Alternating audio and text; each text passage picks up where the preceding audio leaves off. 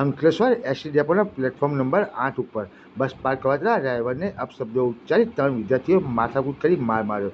વડોદરાથી કપુરાઈ ચોકડી પાસે આવેલ દ્વારકેશ સોસાયટીમાં રહેતા અશ્વિન નારાયણ બારોટ છેલ્લા 2 વર્ષથી રાજપીપળા ડેપોમાં ડ્રાઈવર તરીકે ફરજ બજાવે છે.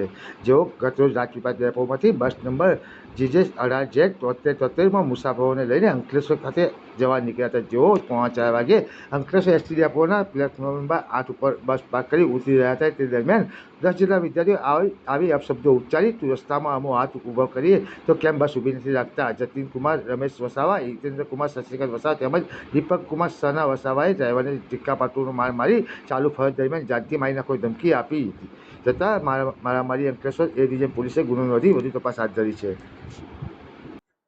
આજરોજ સિટી ડેપો અંકલેશ્વર ખાતે રાજપીપળાથી અંકલેશ્વર આવતી ગાડીના મુસાફરો જ્યારે ઉતરી રહ્યા હતા તે ટાઈમે રાજપીપળા ડેપો જનાર કે રાજપીપળા જનાર મુસાફરો દ્વારા ડ્રાઈવરને સાથે બોલાચાલી અને બસ ના ઊભી રાખવી બાબતે તેમના જોડે ઝપાઝપી થતાં મારામારીનો બનાવ બન્યો છે.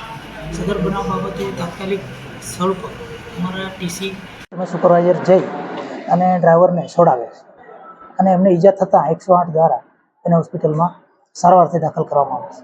સદર બનાવ બાબતે જે મારીમાં સંડોવાયેલા હતા એ મુસાફરોને અમે અટક કરી પોલીસ સ્ટેશનને જાણ કરેલ છે અને અમારી કાર્યવાહી આગળની પોલીસ ફરિયાદની કાર્યવાહી ચાલુ છે.